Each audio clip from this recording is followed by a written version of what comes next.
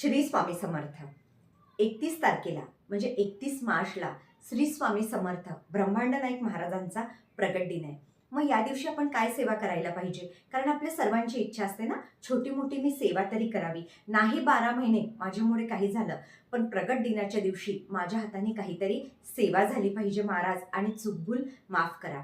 या दिवशी आपल्याला सकाळी लवकर उठून, गुरूंचा दिवस आहे है ना, महाराज आपले गुरु आहे, आपल्याला दिशा दाखवणारे आहे. त्या दिवशी एक छोटंसं सारा अमृतचं पारायण 21 अध्यायाचं करायचं.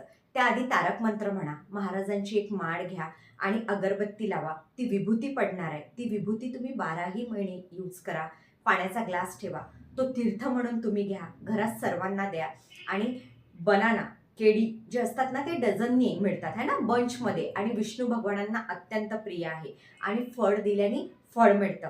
ही बनाना केळी आपल्याला पूजेमध्ये ठेवायची आहे जेव्हा आपण पारायण करणार आहे 31 तारखेला.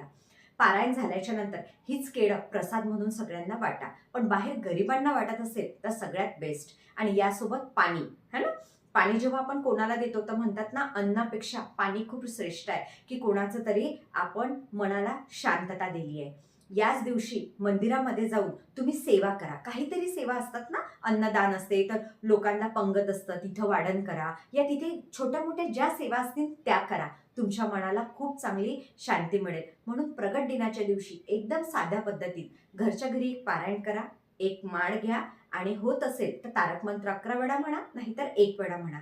बघा, खूप जण आहेत म्हणतात आम्ही वर्किंग आहे ताई, आमच्यामुळे जॉब आहे, छोटे मुलं आहे, नाही करणं होत. मग या दिवशी छोटंसं पारायण, या पारायणाला या या पूर्ण सेवेला 1 तास लागेल आपल्याला, पण आपण करूयात. आणि महाराजांना म्हणायचं, तुम्ही करून घ्या, मी तुमची भक्त आहे, मी तुमचा भक्त आहे है ना, हे म्हणून तुम्ही महाराजांना सांगा. महाराज आपल्या सर्वच इच्छा पूर्ण करतात.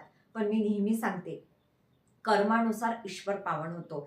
कर्म चांगलं असेल तर भीती कसलीच नाही. धन्यवाद.